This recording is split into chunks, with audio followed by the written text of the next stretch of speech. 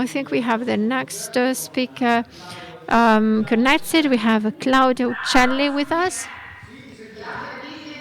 Hello, we can hear you. Claudia from Pazienti.it.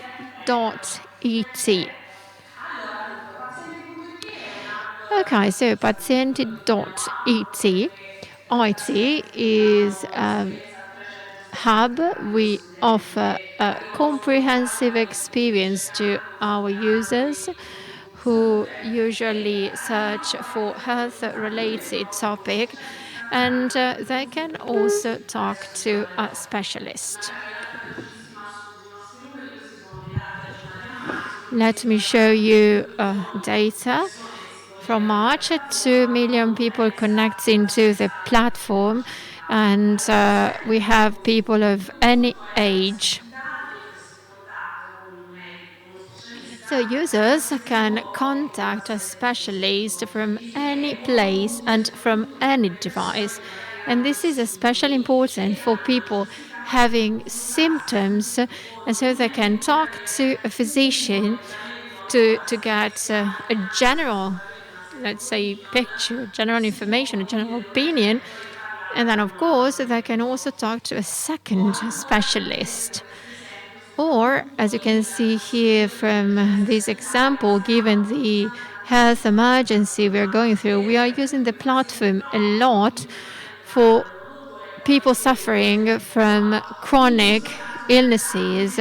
So in this case, practitioners can monitor patients through our platform and can monitor also the compliance of the patients.